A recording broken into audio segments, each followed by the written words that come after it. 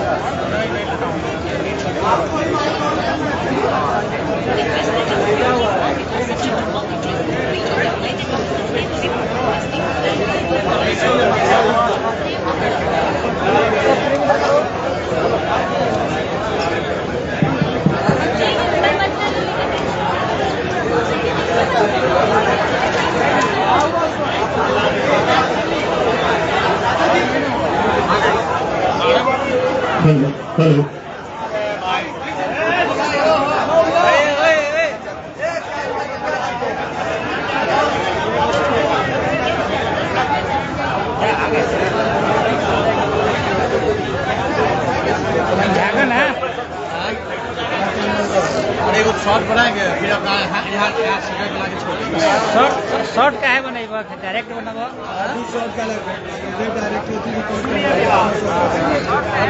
ये भी कर सकते हैं ठीक है जैसा मुन्ना भाई का आदेश फ्रेम बना ला बना के लेना बस हाँ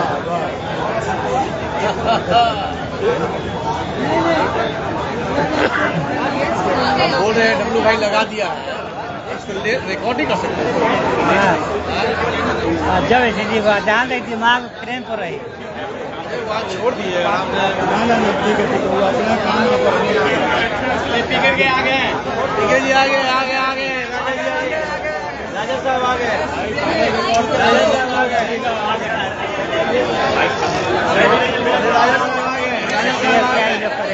राजा साहब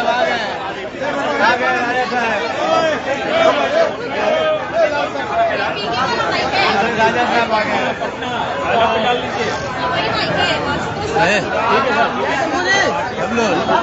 राजा साहब आ गए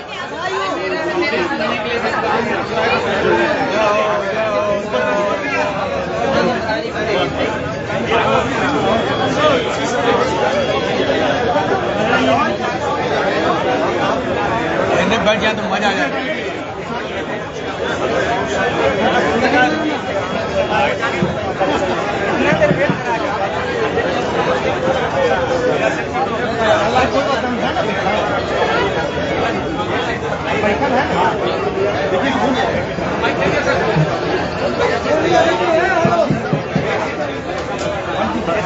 Yeah.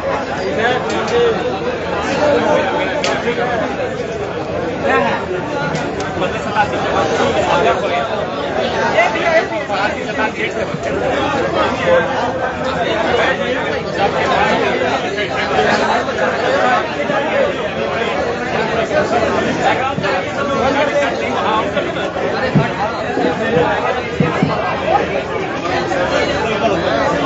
के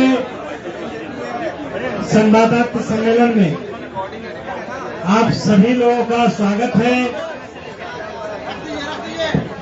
आप सब लोग समय दिए, इसके लिए आपको हमारे पार्टी की ओर से बहुत बहुत हम लोग आभार व्यक्त करते हैं।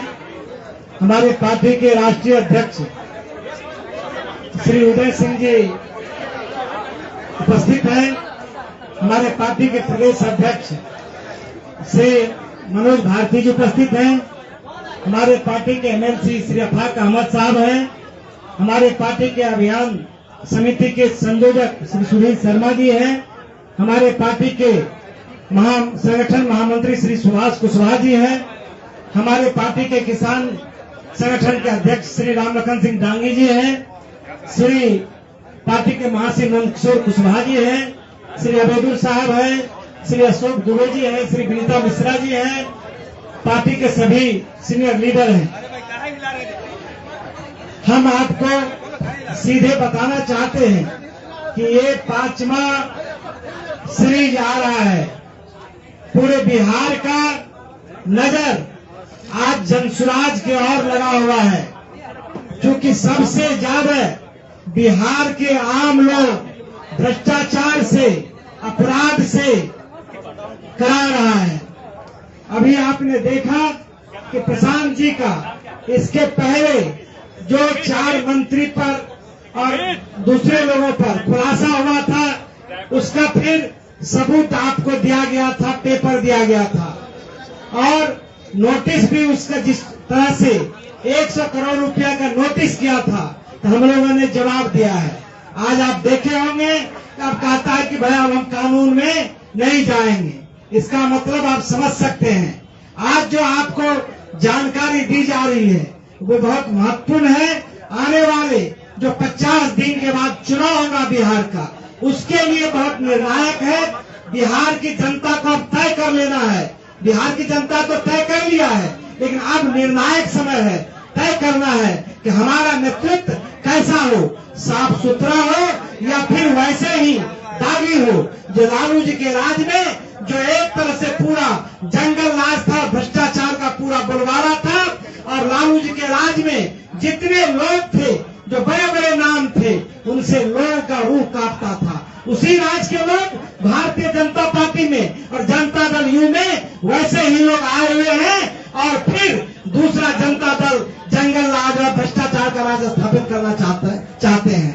तो अब बिहार की जनता पूरी तौर से प्रशांत किशोर की ओर, जनसुराज की ओर देख रहा है। मैं सीधे प्रशांत किशोर जी को, मैं उसके पहले अपने राष्ट्रीय अध्यक्ष जी को देता हूं कि आपको संबोधित करें। धन्यवाद मुन्ना जी। नमस्कार सब लोग। आप लोग काफी देर से प्रतीक्षा कर रहे हैं, माफ कीजिएगा। आप ही के परिवार के लोगों ने प्रशांत जी को वहां घेर रखा था और निकलने में थोड़ा विलंब हो गया। भाई क्या त्रासदी है बिहार के साथ और बिहार के लोगों के साथ, बिहार के सम्मान के साथ, कि रोजाना करीब करीब हम लोगों को आप लोगों के बीच आकर कुछ न कुछ ऐसा खुलासा करना पड़ता है जो आवश्यक है। आवश्यक इसलिए है कि बिहार की जनता को ये जानना अति महत्वपूर्ण है कि जिन लोगों पर उन लोगों ने भरोसा दिखलाया इतने वर्षों तक, और जो लोग फिर आज मैदान में हैं, उनके ही बीच से उनका समर्थन मांगने के लिए उनका दरअसल चाल चरित्र चेहरा कैसा है। इसलिए हम लोग किसी पे व्यक्तिगत प्रहार नहीं करते हैं। हम लोग ये चाहते हैं कि बिहार की जनता ये समझे कि जिन लोगों पर वो विश्वास करती है, करना चाहती है और करती रही है, वो लोग दरअसल कैसे हैं। बिना ज्यादा समय व्यतीत किए हुए मैं चाहूंगा कि प्रशांत जी अपनी बात को रखें। बहुत बहुत धन्यवाद साथियों। देरी से आने के लिए, विलंब के लिए माफी चाहते हैं। सबसे पहले तो जो पिछले 3-4 प्रेस वार्ताओं में हम लोगों ने बात कही है, उसके बाद कुछ साथियों ने ये सवाल उठाया, बीजेपी के कुछ छोटे भैया लोगों ने प्रेस वार्ता की कि प्रशांत किशोर के पास पैसा कहां से आता है। प्रशांत किशोर ने पटना में जमीन खरीदी है, इनके पास सेल कंपनी है, और आप लोग भी ये सवाल कभी कभी पूछते रहे हैं कि जनसुराज के पास पैसा कहां से आता है। तो मैं आज किसी दूसरे पर बात करूं उससे पहले जरूरी हो गया है कि आप ये जानिए कि प्रशांत किशोर के पास पैसा कहां से आता है, उस पैसे को देने वाले लोग कौन है, उसका स्रोत क्या है, और उसको खर्च कैसे किया जाता है। क्योंकि सावन के को सब हरियाणी बिहार के चोर नेताओं को सब चोर ही दिखता है। तो मैं आज कोई भी खुलासा करने से पहले अपने लिए, अपने जनसुराज में जुड़े हुए साथियों के लिए और बिहार की जनता के लिए बात बताना चाहता हूं कि अभी आपको आंकड़े जारी कर रहा हूं, उसको नोट कीजिए ताकि बिहार की एक एक जनता जाने कि जनसुराज का पैसा कहां से आया है, किस माध्यम से आया है और वो कहां खर्च हो रहा है। मैं ऐसा इसलिए कह रहा हूं कि कोई कल उंगली न उठाए कि प्रशांत किशोर भी दूसरे पर इल्जाम लगा रहे हैं, दूसरे लोग भी प्रशांत किशोर पर इल्जाम लगा रहे हैं। तो हमारी ये नैतिक जिम्मेवारी है कि मैं आपको स्पष्टता से वो फिगर बताऊं। अभी तक मैं आप में से कई लोगों को याद है, मैं ये कहता हूं कि पैसा सरस्वती से आता है, उन लोगों के माध्यम से आता है जिनको हमने मदद की, वो लोग पैसा देते हैं। क्योंकि बिहार में नई व्यवस्था बनाने के लिए किसी बालू माफिया, शराब माफिया, भ्रष्ट लोगों की मदद न लेनी पड़े, गरीब से गरीब व्यक्ति को भी अगर बिहार सुधारने के लिए जज्बा है, ताकत है, उसको चुनाव लड़ाया जा सके, इसके लिए जनसुराज के पास साधन होना चाहिए। उसके लिए हम लोगों ने लोगों से पैसा मांगना शुरू किया है, लेकिन हमने ये तय किया जब ये अभियान शुरू किया कि बिहार के लोग पैसा दें या न दें, मैं अपने जीवन का जो कुछ भी है सब कुछ लगाऊंगा बिहार की इस व्यवस्था को सुधारने के लिए। और ये सिर्फ शब्द नहीं है जो मैं कर रहा हूं, ये आप देख रहे हैं। मैंने सिर्फ इसलिए नहीं आंकड़े अभी तक जारी किए थे कि सनातन धर्म में, हम लोग के धर्म में कहा जाता है कि दान करने वाले पैसे की चर्चा नहीं करनी चाहिए। लेकिन यहाँ के छुटभैये नेता, इन्होंने जब बात उठाई है तो मैं अब आंकड़ा जारी कर रहा हूं, आप लोग नोट कर लीजिए। पिछले 3 वर्ष में प्रशांत किशोर को पैसा कहां से आया है। हमको पैसा 2 जगह से मिलता है। एक, जिसको हम लोग सलाह देते हैं, जिसको आप राजनीतिक कंसल्टिंग कह लीजिए, या जो भी आदमी हमसे सलाह मांगता है। हमने जीवन में कभी किसी से फीस नहीं लिया। जब बिहार का अभियान शुरू किए तो ये तय किया अब हम फीस लेंगे क्योंकि हमको के लिए पैसा चाहिए। तो 2021 से मदद ली है, जिसने भी हमसे सलाह लिया। पहली बार जीवन में ये भी किया है, अगर कंपनी को भी, किसी बड़े बिजनेस हाउस को भी मेरे से सलाह चाहिए, उसका फीस लेता हूं। और टोटल जो फीस लिया गया पिछले 3 वर्ष में मेरे व्यक्तिगत अकाउंट में या मेरे से जुड़े हुए संस्थाओं में 241 करोड़। बिहार के लोग सुन लो, कर तुम चोरी करते हो, प्रशांत किशोर ने 241 करोड़ रुपया फीस के तौर पर मैंने पिछले 3 साल में जमा किया है। इस पर 30 करोड़ 95 लाख 68,764 रुपया जीएसटी पे किया गया है। ध्यान रखिए कि जो पैसा हम लोग सलाह देते हैं, उस पर जो फीस मिलती है, उस पर 18% भारत सरकार को जीएसटी देते हैं। तो 241 करोड़ रुपया हमने फीस के तौर पर लिया 3 वर्ष में, और उस पर 30 करोड़ 95 लाख रुपया हमने जीएसटी भरा। उसके बाद 20 करोड़ रुपया इनकम टैक्स दिया है, 20 करोड़ रुपया टैक्स दिया है, इनकम टैक्स, और 98 करोड़ 75 लाख रुपया डोनेट किया है जनसुराज पार्टी को अपने व्यक्तिगत अकाउंट से।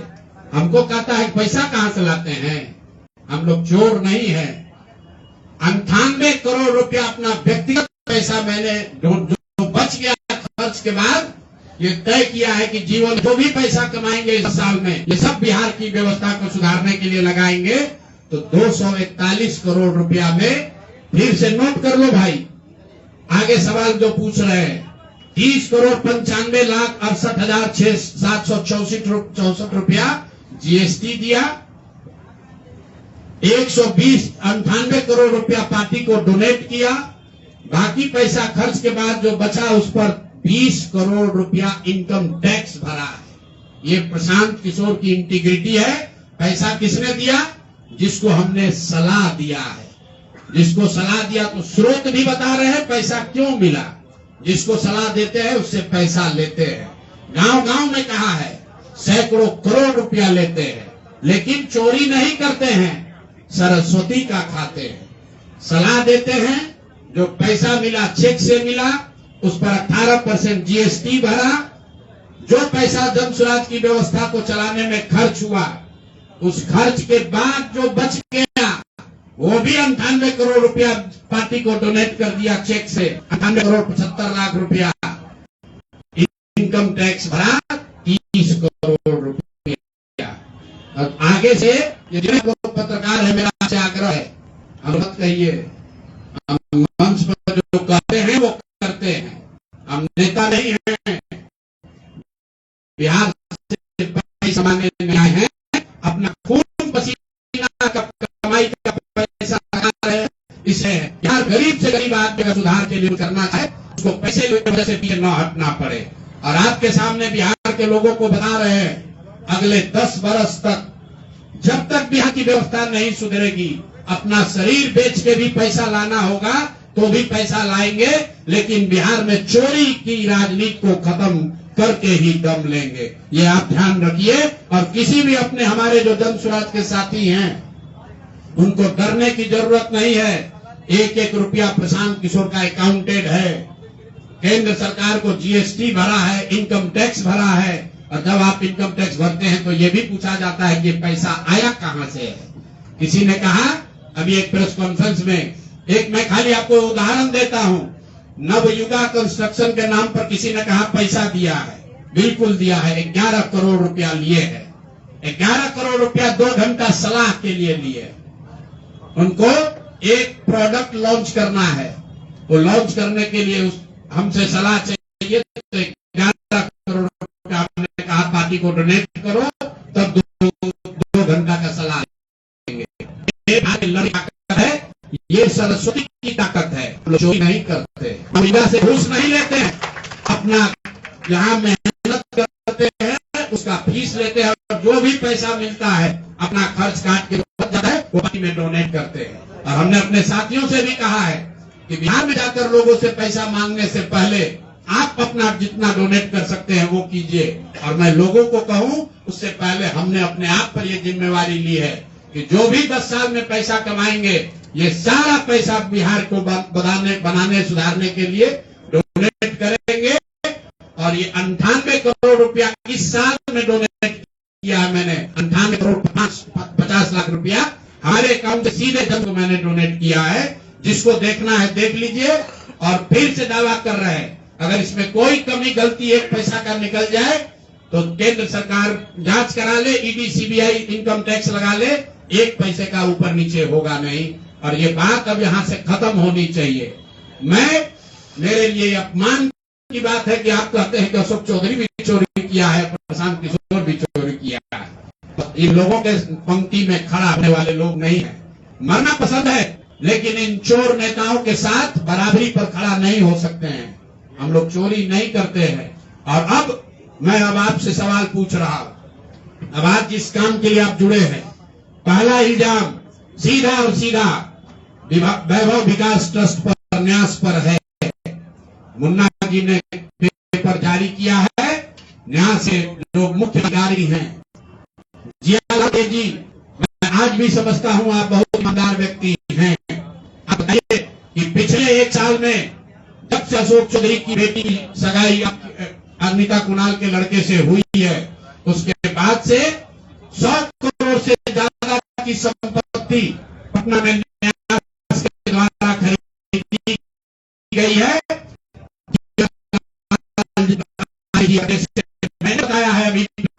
मेरे सामने आइए, आपका अकाउंट जारी करिए आपके पास। कहां से ये 100 करोड़ रुपए न्यास के पास आए? जब से न्यास बना है उसमें 10 करोड़ का भी संपत्ति नहीं खरीदा गया। पिछले एक साल में 100 करोड़ का ज्यादा से ज्यादा का संपत्ति कैसे खरीदा गया है? आप व्यक्तिगत तौर पर ईमानदार हैं तो नीतीश कुमार भी ईमानदार हैं, मनमोहन सिंह भी ईमानदार थे, लेकिन जिस न्यास के आप मुखिया हैं, ये कहने से बात नहीं बनेगी कि हमको जानकारी नहीं है। मैं अभी आपके सामने चुनौती दे रहा हूं, वैभव विकास ट्रस्ट से न्यास से लोग आकर ये बताएं कि पिछले 1-1.5 साल में 100 करोड़ से ज्यादा की संपत्ति पटना में उस न्यास के माध्यम से कैसे खरीदी गई है। उसमें मुख्य सचिव, यहाँ बिहार के मुख्य सचिव जो हैं, उनके पहले महिला हैं, तो अभी इनकी जिम्मेवारी है। मुख्य सचिव यहाँ पर प्रत्यय अमृत हैं, इनकी सास है गुना जी, इनकी सास है, प्रत्यय अमृत की सास है, इनकी सासू माँ है, और जियालाल आर्य जी और अनिता कुणाल, ये तीनों लोग बताए। इन्होंने कहा किशोर कुणाल जी का नाम बहुत बड़ा है, तो किशोर कुणाल जी के नाम पर ही कम से कम उनके नाम को दागदार मत कीजिए। समाज ने उनके नाम की बड़ी प्रतिष्ठा है। तो आप प्रेस को बुलाइए और क्लियर कीजिए कि आपके न्यास से, मैं 3 लोगों का नाम ले रहा हूं, जियालाल आर्य जो बहुत सम्मानित व्यक्ति हैं, ईमानदार व्यक्ति हैं, उनकी ऐसी छवि है। दूसरा अनीता कुणाल जी जो किशोर कुणाल जी की पत्नी है, और तीसरा यहाँ के मुख्य सचिव की सासू माँ। ये तीनों लोग बताएं कि न्यास में 100 करोड़ से ज्यादा की संपत्ति खरीदने का पैसा कहां से आया है। दूसरी बात, अशोक चौधरी के नाम पर जो संपत्ति की बात कही गई है, हम लोग उस बात पर कायम हैं। 200 करोड़ की संपत्ति इन्होंने अर्जित की है। इन्होंने कैमरे पर आप लोगों को कहा कि 1 कट्ठा भी जमीन हो जाएगा तो मैं जनता की गुलामी करूंगा। मेरे भाई मुन्ना जी ने अभी पूरा डॉक्यूमेंट जारी किया है। अगर या तो उसको आप रिबटल कीजिए कि ये आपका जमीन नहीं है, और अगर जमीन है तो जन सुराज की गुलामी मत कीजिए, बिहार के लोगों की गुलामी के लिए तैयार होइए, इस्तीफा दीजिए। नहीं इस्तीफा दीजिएगा तो आपका घेराव होगा, आपका राजनीति आपका नहीं करने देंगे। हम लोग राज्यपाल, मुख्यमंत्री नहीं सुन रहे हैं, हम लोग राज्यपाल महोदय के पास जाएंगे, कोर्ट में जाएंगे, इनके खिलाफ कार्रवाई होनी चाहिए। और 100 करोड़ का मानहानि का नोटिस भेजे थे। आज डर के मारे शायद कहे हैं कि अब आगे ये हम कानूनी कार्रवाई नहीं करेंगे, तो 5 दिन के अंदर अंदर आधिकारिक तौर पर लीगल नोटिस वापस ले, और नहीं लेंगे तो इन पर 500 करोड़ का और घोषणा करेंगे। नोट कर लो भाई, 200 करोड़ पर घबराए हुए है ना, ये 500 करोड़ का और अवैध संपत्ति जो खरीदा है अशोक चौधरी ने अलग अलग नाम से, 7 दिन का समय दे रहे हैं। 7 दिन के अंदर अंदर अगर अब इस बात के लिए माफी नहीं मांगे कि प्रशांत किशोर पर झूठा मानहानि का मुकदमा करने का कोशिश केस तो नहीं किया है, नोटिस भेजे हैं, तो अगर 7 दिन के अंदर अंदर लीगली कैमरे के सामने ये नोटिस वापस नहीं है, पर 500 का और जो अवैध संपत्ति खरीदे हैं उसकी सारी सूची आपके सामने जारी करेंगे। एकदम इनको चुनौती दे रहे भाई, 200 लड़के हैं, 200 किए थे, 500 का तैयार है। पिछले 8 महीनों में इन्होंने 20,000 से ज्यादा का कॉन्ट्रैक्ट दिया है। 20,000 से ज्यादा का कॉन्ट्रैक्ट भाई साहब ने दिया है, और हर कॉन्ट्रैक्ट में 5% पैसा कमीशन के तौर पर लिया गया है। अभी इतना ही बोल रहे हैं, अगले प्रेस कॉन्फ्रेंस तक इन्होंने अपनी गलती नहीं मानी, तो जिन लोगों के जरिए ये 5% पैसा वसूला गया है, बैठाकर आपसे कौन लोगों ने 5% की पैसा वसूला है, और ये जो पैसा 0.5% हर रिलीज में पैसा है।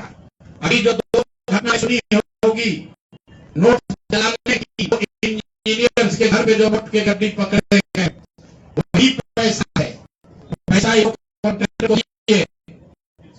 कॉन्ट्रैक्ट देने लिया। उसके बाद जब कर लिया है 0.5% इनका उसमें शेयर बनता है। वही पैसा ये इंजीनियर कलेक्ट करके वापस ला रहे थे पटना जमा कराने, जो एक आदमी उसमें पकड़ा गया, एक आदमी जेल में भी है और रात भर नोट का जलाया गया है।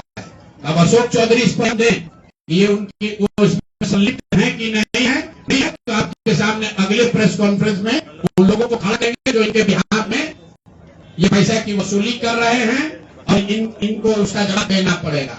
अशोक चौधरी बंद। अब आ जाइए आज की सबसे बड़ी जो जिस चीज के लिए आपको बुलाए हैं, बिहार के मुख्यमंत्री सम्राट चौधरी, इन पर मेरा सीधा आपके माध्यम से सरकार को, बिहार के गवर्नर से, बिहार सरकार से, केंद्र सरकार से मेरा अनुरोध है कि इनको हत्या के आरोप में, हत्या के अभियुक्त हैं, इनको तुरंत पद से बर्खास्त करके गिरफ्तार किया जाए। क्यों किया जाए ये समझिए। तारापुर में 1995 में 7 लोगों की जो हत्या हुई और 7 मारे जाने वाले लोग कुशवाहा समाज के लोग थे। ये बिहार में जाति की राजनीति करने वालों के लिए सबक होना चाहिए। सम्राट चौधरी कहते हैं मैं कुशवाहा हूं। 7 लोगों की जिनकी हत्या के ये अभियुक्त हैं, आरोप नहीं है, मैं शब्द बहुत सही समझ के बोल रहा हूं।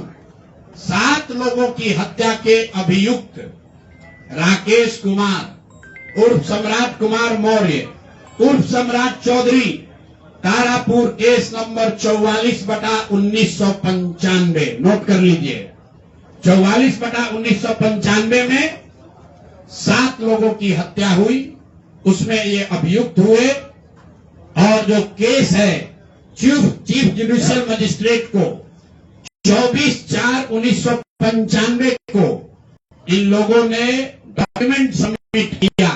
बिहार विद्यालय परीक्षा समिति का एक एडमिट कार्ड सबमिट किया जिसमें बताया गया कि KNVMH सम्राट ये स्कूल का नाम है, कुमार सर इशू है सम्राट चंद्र मौर्य, पिता का नाम Shakuni Chaudhary, date of birth 1/5/8268, categorised का डॉक्यूमेंट है जो सम्राट ने जमा किया है। तो ये बताया है इनका डेट ऑफ बर्थ 81 है, उसके हिसाब से 95 में चीफ जुडिशियल मजिस्ट्रेट ने नाबालिग होने के नाम पर इनको वहां से राहत दी। इनको जेल से निकाला क्योंकि ये 15 साल के थे और कानूनन 18 साल से कम उम्र के बच्चे को जेल पर रखा जा सकता था। अब ये बात तो पब्लिक जानकारी में है। अब मैं क्योंकि 2020 का जो सम्राट चौधरी ने अपना एफिडेविट दिया है, इसमें अपना उम्र इन्होंने बताया है 51 साल। ये सम्राट चौधरी का एफिडेविट है, इन्होंने अपना बताया 2020 में 51 साल। इसका मतलब है कि 2020 - 26 तो 1995 में इनका उम्र था 25 साल, 26 साल। तो 26 साल के उम्र के आदमी को कोर्ट ने गलती से गलत सर्टिफिकेट के आधार पर नाबालिग होने के नाम पर अभियुक्त होने के बावजूद, ध्यान दीजिए, अभियुक्त होने के बावजूद इनको जेल से बरी कर दिया गया था कि ये 15 साल के हैं, जबकि इनका अपना डॉक्यूमेंट बता रहा है कि उस समय 26 साल थे। तो 26 साल की उम्र के आदमी पर अगर 6 लोगों की हत्या का आरोप है तो जब तक कोर्ट से वो फ्री नहीं होते हैं तब तक उनको जेल में होना चाहिए। और ये आदमी यहाँ का उप मुख्यमंत्री बनकर बैठा हुआ है। तो मैं यहाँ के मुख्यमंत्री से और बिहार के माननीय राज्यपाल से ये अनुरोध कर रहा हूं कि हत्या का आरोपी, हत्या का अभियुक्त सम्राट चौधरी राकेश कुमार उर्फ सम्राट चौधरी उर्फ सम्राट कुमार मौर्य आज संवैधानिक पद पर बैठे हुए हैं। ये देश के संविधान का, देश के विधि विधान का इससे बड़ा अपमान नहीं हो सकता है कि जिस व्यक्ति को जेल में होना चाहिए वो आदमी यहाँ का उप मुख्यमंत्री बना हुआ है। तो मुख्यमंत्री नीतीश कुमार सीधे इस पर कार्रवाई करें। नहीं करेंगे तो कल परसों में हम लोग राज्यपाल के पास डेलीगेशन लेकर जाएंगे, सिर्फ बर्खास्तगी के लिए नहीं, सम्राट चौधरी के गिरफ्तारी के लिए। पूरा समझिए, मैं कैमरे पर कह रहा हूं, सम्राट चौधरी हत्या के अभियुक्त है, जेल से फर्जी डॉक्यूमेंट निकालकर बाहर निकले हैं। या तो इनको बर्खास्त करके गिरफ्तार कीजिए और नहीं तो देश में जितने लोग हत्या किए हैं उनको भी जेल से छोड़ दीजिए। ये हालात है, ये डॉक्यूमेंट है आपके सामने। ये सम्राट चौधरी का इलेक्शन एफिडेविट है जिसमें 2020 में उन्होंने अपने आप को 51 साल का बताया है। उसके अभी 1995 में वो 26 साल के थे और कोर्ट में इस आधार पर इनको बरी किया गया है कि ये 15 साल के बालक हैं। तो ये बता दें कि हत्या के आरोपी हैं, इन्होंने जो सर्टिफिकेट दिया है वो ठीक है कि नहीं है। बाकी ये भाई साहब जो घोटाला किए हैं अपने डिग्री उग्री में तो बहुत छोटी बात है। आज की प्रेस कॉन्फ्रेंस सीधी हम लोग मांग कर रहे हैं, सम्राट चौधरी को हत्या के अभियुक्त हैं, 6 हत्या के अभियुक्त हैं, उनको गिरफ्तार कीजिए, नहीं तो बिहार में जितने लोग पर अभियुक्त जिनको बनाया गया उनको छोड़िए। इस देश में अलग अलग कानून नहीं हो सकता है। और ये गृह मंत्री के साथ घूम रहे हैं, तो हम लोग कल पत्र लिखेंगे कि आपके पार्टी का नेता, जितने लोग भाजपा के समर्थक हैं, भाजपा के जितने लोग नेता हैं, कार्यकर्ता हैं, वोटर हैं, आपके जरिए से सबको बता रहा हूं, मेरे भाई एक बार अपने दिल पर हाथ रखकर सोचो, जिस व्यक्ति पर 6 लोगों की हत्या का आरोप है, जो व्यक्ति 6 लोगों की हत्या का अभियुक्त है, उसको तुम अपना नेता बनाकर बिहार का उप मुख्यमंत्री बनाए हो और तुम अपराध की बात करते हो, तुम जंगल राज की बात करते हो। तो सम्राट चौधरी को अभी के अभी पद से इस्तीफा देकर पुलिस को अरेस्ट करना चाहिए और अगर पुलिस अरेस्ट नहीं करती है तो हम लोग कोर्ट में मूव करेंगे, कोर्ट के संज्ञान में बात को लाएंगे कि साहब ये बताइए कि कैसे आपने इनको बेल दिया है, कैसे इनको आप समाज में बाहर रहने की अनुमति दे रहे हैं। और सम्राट चौधरी की अंतिम बात इनके अपराध की गाथा की, ये सिर्फ हत्या के अभियुक्त नहीं है, बिहार में पुरानी पत्रकारिता करने वाले लोग, आपने शिल्पी गौतम के रेप और हत्याकांड की कहानी सुनी होगी। आपने सुना होगा लालू जी के जंगल राज का जब चरम सीमा था, जितनी यहाँ माताएं बहने हैं, जो पढ़े लिखे लोग, समझदार लोग हैं, स्वच्छ छवि वाले बिहार में रहने वाले लोग हैं, याद कर लीजिए शिल्पी गौतम रेप और मर्डर केस, जिसमें एक डॉक्टर के लड़के को और शिल्पी गौतम के साथ ऐसा आरोप लगा था कि उनके साथ सामूहिक बलात्कार और उसके बाद उनकी हत्या कर दी गई थी। साधु यादव पर उसका आरोप लगा था, बड़ी हंगामा हुआ, सीबीआई में केस गया। मैं आपके माध्यम से आज पूछ रहा हूं कि क्या अभी के उप मुख्यमंत्री सम्राट चौधरी उर्फ राकेश कुमार उर्फ सम्राट कुमार मौर्य उस केस में संदिग्ध अभियुक्त के तौर पर नामजद थे या नहीं थे, ये प्रेस में वो बता दें, उसके बाद हम उसका डॉक्यूमेंट आपको जारी करेंगे। इनका सीबीआई ने इनको अभियुक्त के तौर पर इनकी जांच की थी कि नहीं, उस मुकदमा में इनको नामजद संदिग्ध बनाया गया था कि नहीं, ये सीधा आपको बता रहे हैं। ये आए और ये पूरा केस तब के भाजपा के नेता सुशील कुमार मोदी जी ने उठाया था और तब सम्राट चौधरी यही साधु यादव और राजद के गैंग के हिस्सा थे।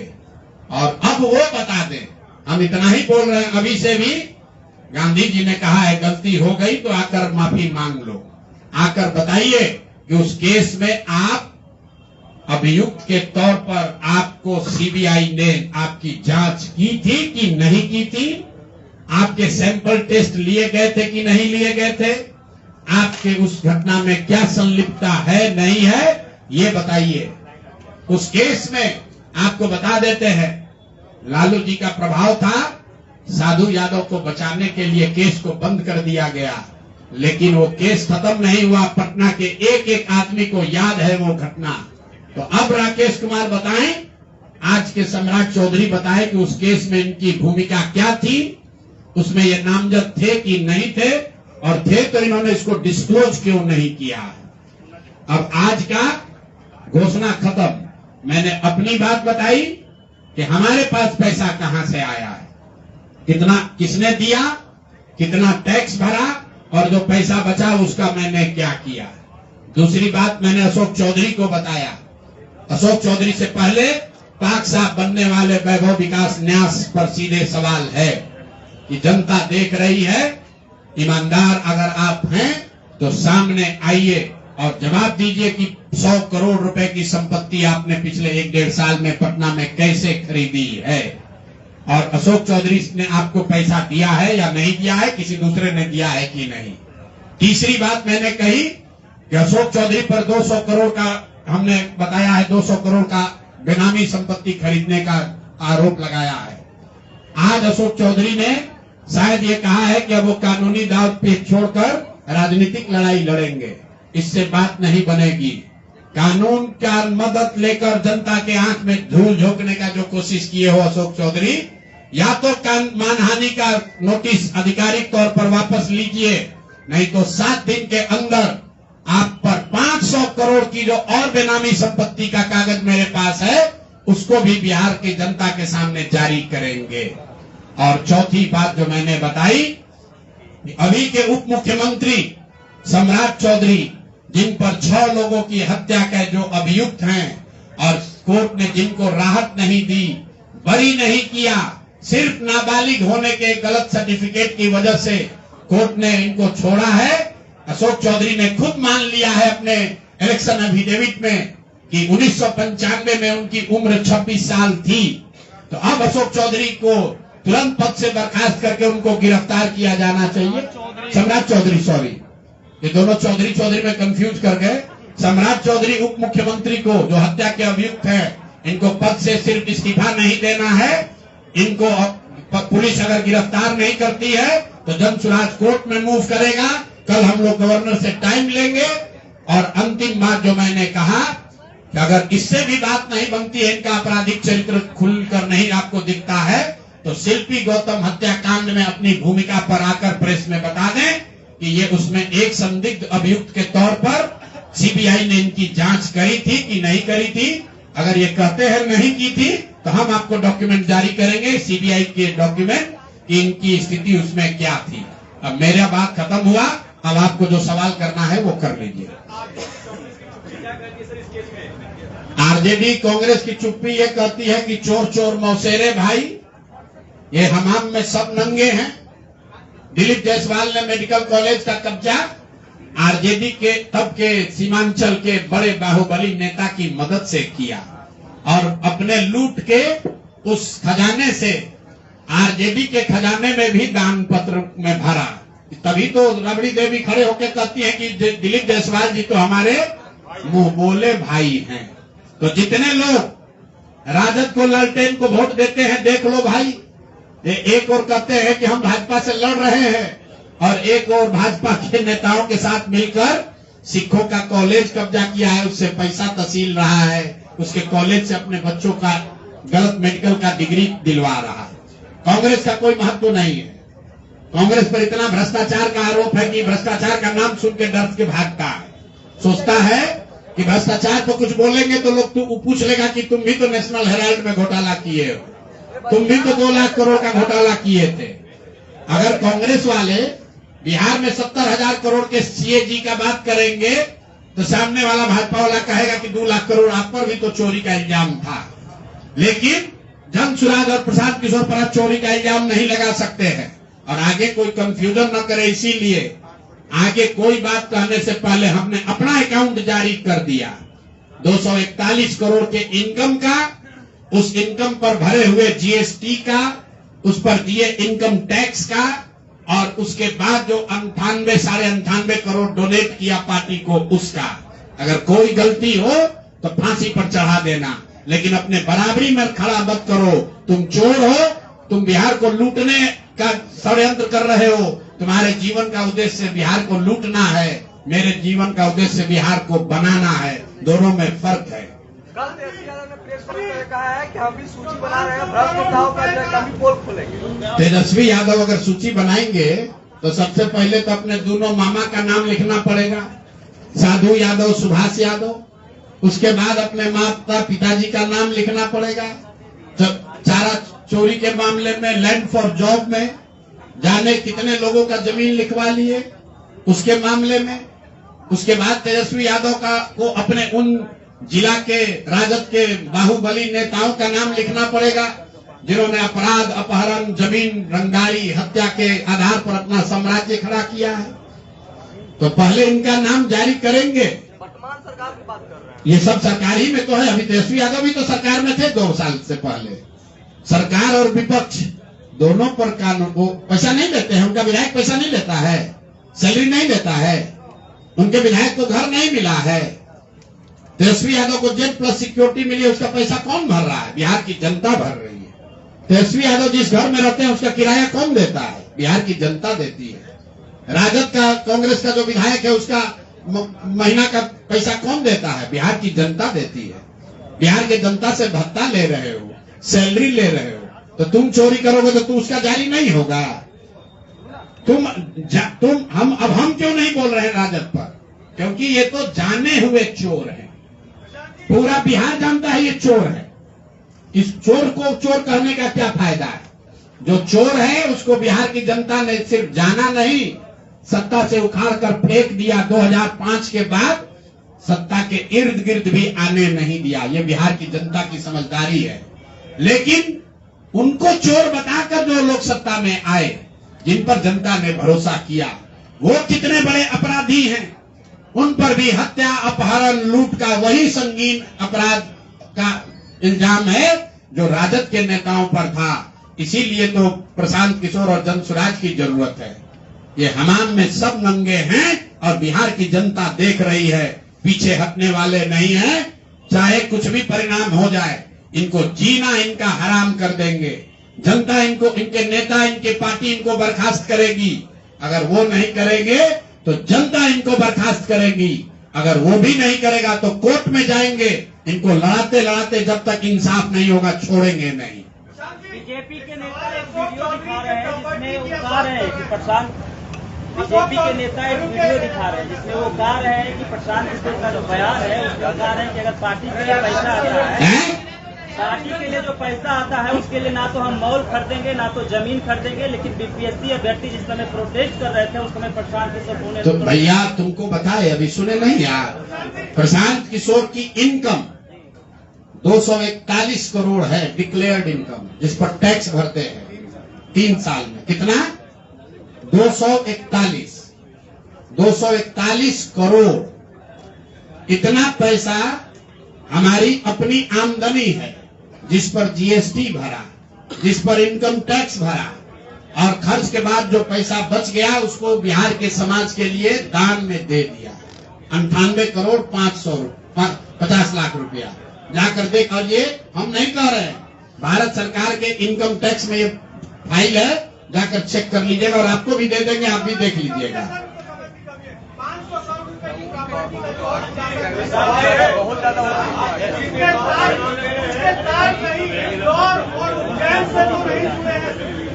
मेरे भाई ये देखिए, मैंने आपको कहा दिलीप जायसवाल पर हम लोग कोई इन्वेस्टिगेटिंग एजेंसी नहीं है। अगर हर मंत्री के सारे भ्रष्टाचार के पैसे और संपत्ति का हम घोषणा करने लगे तो 2-4 दिन ये प्रेस चलता रहेगा। हमने दिलीप जायसवाल को बताया कि आदमी अपराधी है, भ्रष्टाचारी है। उसके बाद वो आदमी सरेंडर कर गया, मूर्छित हो गया। बिहार की जनता ने मान लिया भाई ये गलती मान रहा है, तो उसको हमने छोड़ दिया। छोड़ा सिर्फ नवंबर तक है। कल जब व्यवस्था बनेगी तो उन पर ट्रायल चलेगा, कॉलेज वापस लिया जाएगा और उन्होंने जो गलती की है उस पर सजा होगी। सुनिए 1 मिनट। अब अशोक चौधरी पर कहा गया 200 करोड़ की बेनामी संपत्ति का। अशोक चौधरी का 200 करोड़ रुपया थोड़ी ना है, वो तो सैकड़ों करोड़ रुपया और कमाए हैं। 200 करोड़ पे 50 करोड़ की पेप हम लोगों ने जारी कर दिया। अब बोल रहे हैं कि अभी से भी बिहार की जनता से माफी मांग लो, पूरा ये जो कानूनी दाव पेच का ढोंग रचे हो वापस। अभी आज कैमरे पर बोले हैं ना, लिखित में 7 दिन के अंदर अगर मानहानि का दावा, क्योंकि मानहानि के दावा से नहीं डर रहे हैं, ये जनता को भ्रमित करने के लिए कह रहे हैं कि हम मानहानि का दावा किए हैं। अगर आधिकारिक तौर पर ये मानहानि का दावा वापस नहीं लेकर चुप नहीं होते हैं, अगर ये माफी नहीं मांगते हैं, तो इन पर अगर किस 500 करोड़ की संपत्ति का जारी करेंगे। फिर भी यही बता रहे हैं वो 500 भी पूरा नहीं होगा, क्योंकि हमारे पास कोई इन्वेस्टिगेटिंग एजेंसी थोड़े ना है कि हम बता दें कितना पैसा लिया। जितना आया है उतना जारी कर रहे हैं। इसका मतलब हम 200 कर रहे हैं, इसका मतलब ये मत समझिए कि अशोक चौधरी 200 करोड़ का घोटाला किए। अरे घोटाला तो बहुत 100 करोड़ का किया है। 200 करोड़ का पेपर आ गया, उसके बाद अभी 500 करोड़ का और आ गया है। अब अगर दम है तो फिर से मानहानि का दावा कर लो। आपको बता रहे हैं 7 दिन के अंदर जो दावा किए हैं उस पर भी अगर पीछे नहीं हटे तो ये 500 करोड़ का जारी होगा। अब ये कौन होगा जब जारी करेंगे, देखिएगा कि उज्जैन है कि इंदौर है कि सुनिए, अब सुनना चाहते हैं तो मुक्तेश्वर है कि पटना है, वो सुन रहे होंगे, उनको दिख रहा होगा कि हम कहां से बोल रहे हैं। रांची है कि दिल्ली है कि मुक्तेश्वर धाम है कि पटना बाईपास है, वो सारी जमीन का कागज जारी कर देंगे। आज किसको बोले हैं कि हम कानूनी चीज से बंद कर रहे हैं? किसको बोले हैं? किसी को बोले हैं कि नहीं बोले हैं? ये नहीं को बोले हैं।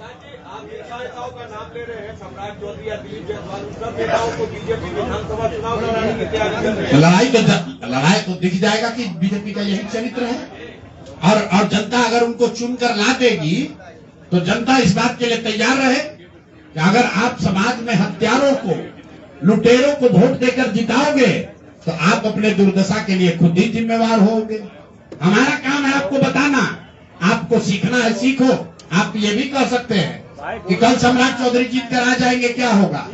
पहली बात तो ये चुनाव लड़ेंगे नहीं, इनकी हिम्मत नहीं है। अशोक चौधरी चुनाव लड़े हैं, सम्राट चौधरी चुनाव लड़े हैं।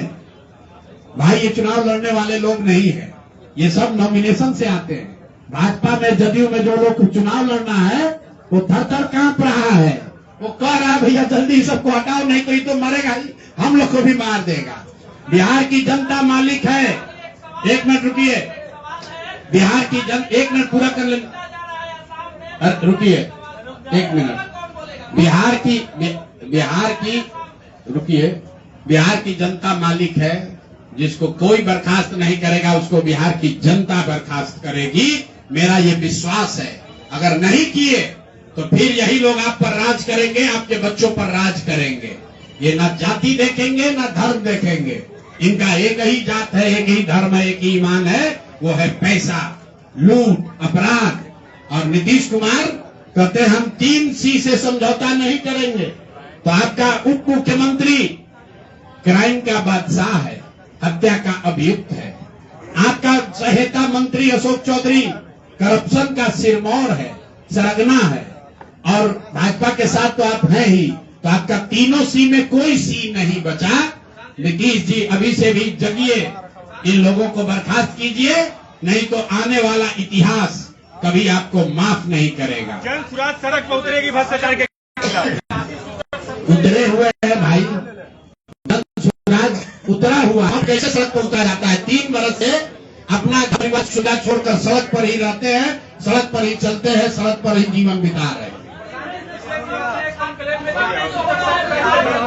ठीक ऐसा है। देखिए सुनिए, हमने शब्द का प्रयोग किया है चोरी चकारी, स्लिप ऑफ टंग। अरे सुन तो लो भाई। अब जब हम अशोक चौधरी नहीं है कि आप हिंदी में सवाल पूछेगा, हम अंग्रेजी में जवाब देंगे। गलती हो आपने तो नहीं कहा था आज कि आप अपना अकाउंट दीजिए, हम आकर खुद दे रहे हैं। शब्द है चोरी चकारी, गलती से स्लिप ऑफ टंग से चोरी चमारी निकल गया, उसके लिए गलती हो गई, बात खत्म हो गई। हमारा कोई इंटेंट नहीं है। अरे फिर वही बात यार, केस से हमको डराओगे आप, केस से हमको आप डराइएगा। अभी एगो मंत्री किए थे ना केस, डर के मारे आज क्या कह रहे हैं, भैया केस मुकदमा बंद कर रहे हैं।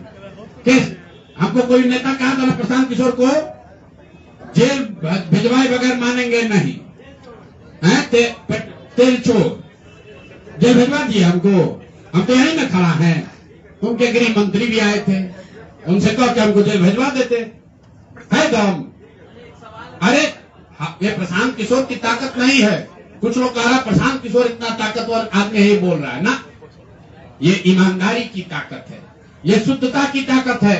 हम लोग चोरी करने वाले लोग नहीं हैं, जीते या हारे बिहार को बनाने, सुधारने, जगाने आए हैं, यहाँ से लूटने नहीं आए हैं, कुछ लेने नहीं आए हैं, कुछ देकर ही जाएंगे, लूटने नहीं आए हैं। अगर नोटिस वापस ले ली जाती है तो 500 करोड़ का खुलासा होगा। एक एक करके बोलिए।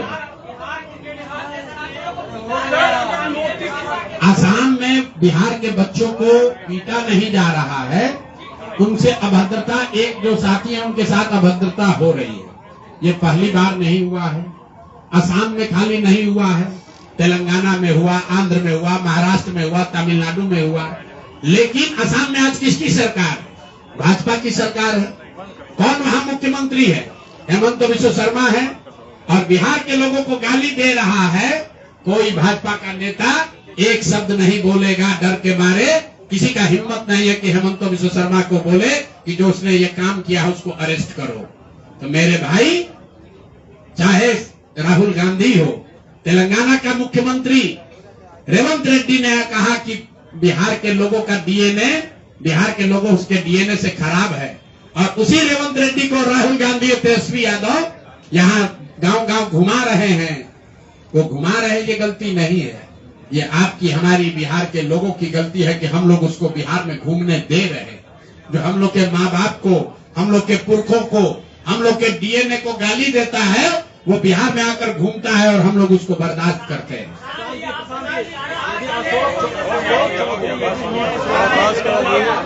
भैया ऐसा है, अशोक चौधरी का मामला हुआ खत्म, ठीक है, उनको 7 दिन का टाइम दिए हैं। अगर कानूनी नोटिस वापस नहीं लिए तब तक उनकी बात, उनको छोड़ा नहीं जाएगा। 500 करोड़ का उन पर जो और बेनामी संपत्ति है वो उसका सूची जारी होगा। अभी आज के प्रेस कॉन्फ्रेंस का 2 ही मुद्दा है। जो वैभव विकास ट्रस्ट के लोग हैं, जियालाल आर्या जी हैं, उनको आकर प्रेस में बताना है कि उनके ट्रस्ट में 100 करोड़ की से ज्यादा की संपत्ति कैसे खरीदी गई है। दूसरा बात सम्राट चौधरी पर है कि आप हत्या के अभियुक्त हैं। आपने एक फर्जी सर्टिफिकेट लगाकर जेल से बाहर आप आए थे। आपने अपने एफिडेविट में मान लिया कि 1995 में जब आप हत्या के अभियुक्त बने तो आप 26 साल के थे। तो जब तक कोर्ट ने से आपको बरी नहीं किया जाता है तो आप उप मुख्यमंत्री के पद पर नहीं, आपको जेल में रहना है, ये बताना है। और अंतिम बात ये कहा गया है कि सिविक गौतम रेप हत्याकांड में भूमिका के बारे में सत्ता से बताएं कि उसमें कोई भूमिका अभियुक्त या संदिग्ध के तौर पर है, थी या नहीं है।